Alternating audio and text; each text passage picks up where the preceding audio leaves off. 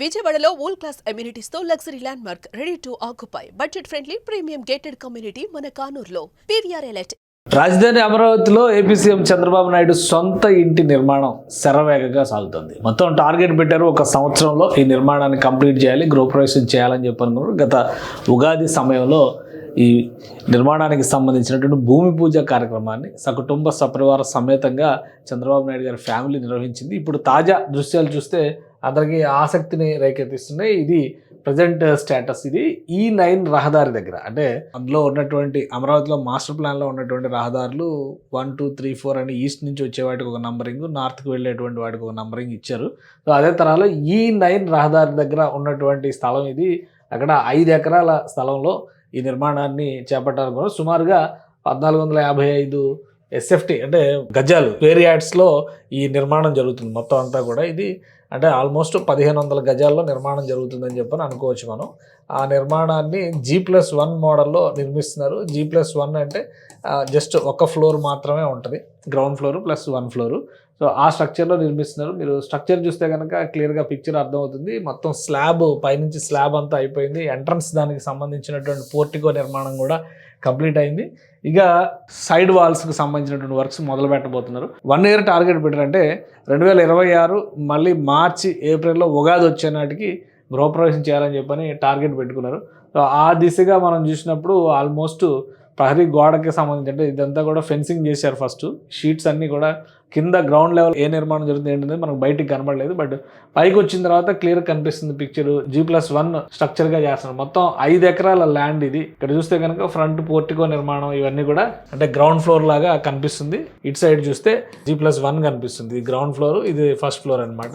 So ఒక స్థాయిలో ఇది చూస్తే మామూలుగా హై రైజ్లు, పెద్ద పెద్ద భవంతులు ఇట్లాంటివి కాకుండా ప్రిఫరెన్స్ ఏంటంటే అమరావతిలో జోనల్ రెస్ట్రిక్షన్స్ ఉంటాయి. తర్వాత భవిష్యత్తులో అందరికి కూడా అర్థమైంది. అది ప్రతి చోట 16 అంతస్తులు 20 అంతస్తులు కడతానికి కుదరదు. అదే తరహాలో రెసిడెన్షియల్ ఏరియాలో కూడా G+2కు మించి పర్మిషన్స్ ఇచ్చేటువంటి అవకాశాలు ఉండకపోవచ్చు. అయితే ఫ్యూచరిస్టిక్గా, ఎందుకంటే ఇది 5 ఎకరాల స్థలము, ఇక్కడ ఉండేటువంటి వర్కర్స్కి కూడా చిన్న క్వార్టర్స్ లాగా ఏర్పాటు చేయబోతున్నారు. కారు పార్కింగ్లకు సంబంధించి కార్యాలయం అంటే ఆయన క్యాంప్ ఆఫీస్గా ఉపయోగించుకోవడానికి కూడా అవకాశం ఉండేలాగా దీనిలో నిర్మాణం చేస్తున్నారు. ఫ్యామిలీ ఉండడానికి బ్యాక్ సైడ్కి G+1 మోడల్లో కడుతున్నారు కాబట్టి బ్యాక్ సైడ్కి రెసిడెన్షియల్ పర్పస్లో ఉపయోగిస్తారనమాట. SRR కన్స్ట్రక్షన్స్ కంపెనీకి ఈ కాంట్రాక్ట్ ఇచ్చారు.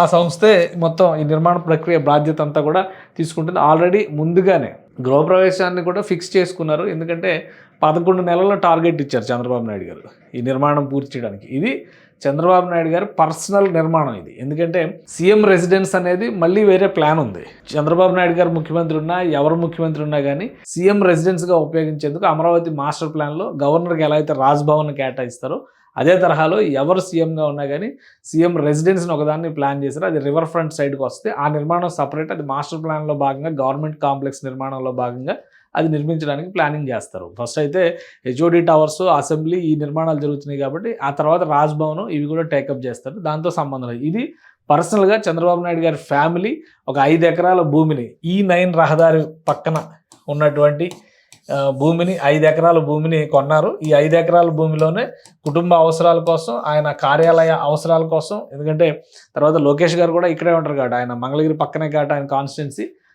ఇక్కడే ఉంటారు కాబట్టి దాని అవసరాలకు తగ్గట్టుగా విశాలంగా నిర్మిస్తున్నారు.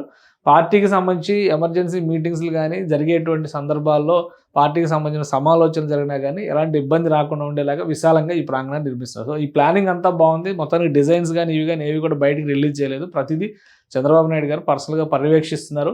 ఆయన అప్రూవల్తోనే నిర్మాణం జరుగుతుందని చెప్పిన మాట మాత్రం బయటకు వస్తుంది. సో ఆల్రెడీ హైదరాబాద్లో ఒక సొంత ఇంటి నిర్మాణం జరిగింది. నారావారిపల్లిలో కూడా ఒక సొంత ఇంటి నిర్మాణం జరిగింది. సో ఇప్పుడు ఆయన ఈ అమరావతి రెసిడెన్స్ని కంప్లీట్ చేస్తే కనుక 3వ ఇంటిని రెడీ చేసుకున్నట్టుగా అవుతుంది. ఇప్పుడు ఉన్నటువంటి అంచనాల ప్రకారం పని జరుగుతున్నటువంటి వేగాన్ని బట్టి చూస్తే కనుక మరొక 6 నెలల్లో పూర్తిగా కంప్లీట్ అవుతుంది. ఇది అక్టోబర్ మాసం, నవంబర్, డిసెంబర్, జనవరి, ఫిబ్రవరి, మార్చి నాటికి ఈ నిర్మాణం కంప్లీట్ అవుతుంది. ఇంకా చెప్పాలంటే డిసెంబర్ నాటికి ఒక షేప్ వచ్చేస్తుంది. అప్పటికి ఇంటీరియర్ వర్క్స్ మొదలయ్యేటువంటి అవకాశం ఉండొచ్చు. బహుశా ఇక వర్షాలు కూడా తగ్గుతున్నాయి కాబట్టి పని స్పీడ్ అందుకుంటుంది.